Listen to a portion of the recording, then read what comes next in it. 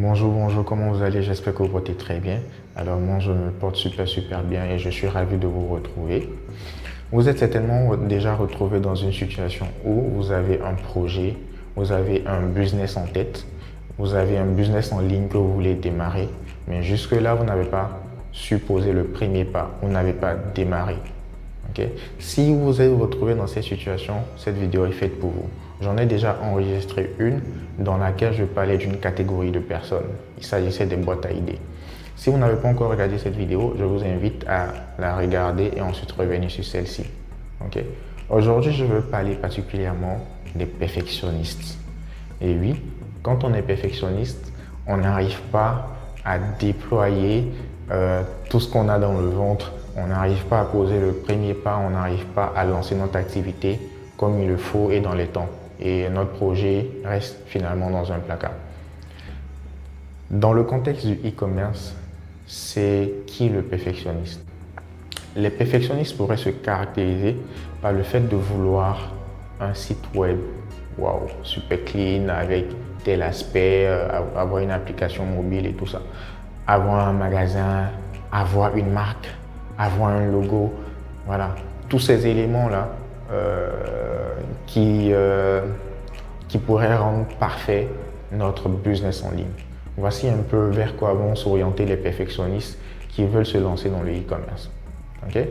Mais est-ce que pour un point de début, c'est quelque chose qu'il faut? Vu que ce sont des éléments qui vont demander beaucoup de ressources, donc des ressources en termes de temps et en termes d'argent. Okay?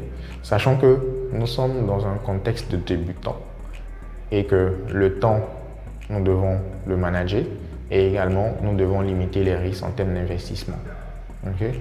Donc, comment est-ce que vous allez procéder pour pouvoir lancer votre projet lorsque vous êtes une personne de type perfectionniste? Dans cette vidéo, je vais vous partager deux astuces. Okay? La première, c'est celle que j'appelle la stratégie d'amélioration continue. Okay? Mais on ne va pas faire très long dans cette vidéo. Je vais vous parler seulement de la première et je vais vous partager une seconde vidéo qui va vous parler de la seconde stratégie. Okay? Donc, la première stratégie, l'amélioration continue, qu'est-ce que c'est?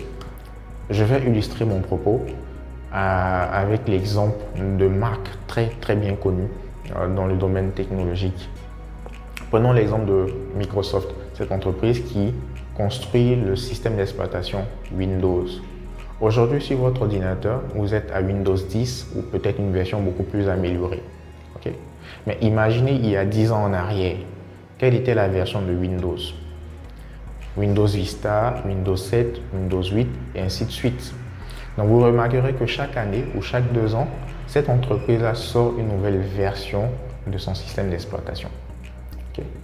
Prenons l'exemple d'une marque également très connue dans la téléphonie, la marque Apple, qui chaque année pratiquement sort un nouveau téléphone. Donc, cette année, on a assisté à l'iPhone X, X Max et autres. Mais les années précédentes, on avait le iPhone 8, iPhone 7, iPhone 6, 5, 4 et ainsi de suite. Okay? Donc vous verrez que ces entreprises-là ont des versions améliorées de leurs produits existants. Donc on pourrait s'inspirer de cela lorsque on a un projet perfectionniste qu'on voudrait déployer. Okay? C'est de suivre la même approche. Pourquoi? Parce que ces mêmes entreprises-là, à la base, avaient pour idée de lancer leur dernier produit que nous utilisons aujourd'hui. Okay?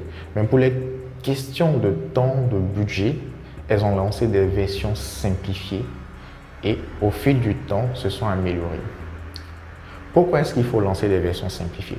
Les versions simplifiées vont vous permettre de faire quoi? Vont vous permettre de tester votre marché, vont vous permettre de générer de l'argent, d'avoir vos premiers clients.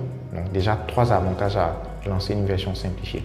Et aussi, le 4e avantage, c'est de dévancer les concurrents. Okay? Vous dévancez les concurrents lorsque vous lancez une version simplifiée. C'est pareil avec les applications, c'est ce que font les développeurs.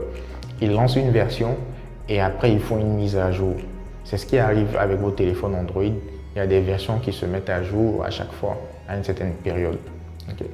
Donc, je vous invite à suivre la même stratégie que ces grandes marques. Si vous avez votre projet qui est à ce niveau-là, okay, je vous demande de le décliner en des versions ultra simplifiées que vous pourrez lancer au plus vite avec peu de ressources. Okay? Lancez votre activité dès maintenant parce qu'on peut faire le business en ligne sans forcément avoir ces éléments-là. Vous pouvez démarrer simplement à partir de WhatsApp.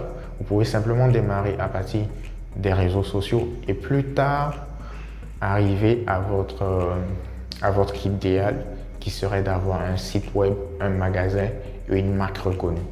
Okay? Donc, identifiez 2 à 3 versions simplifiées de votre projet et commencez par la première.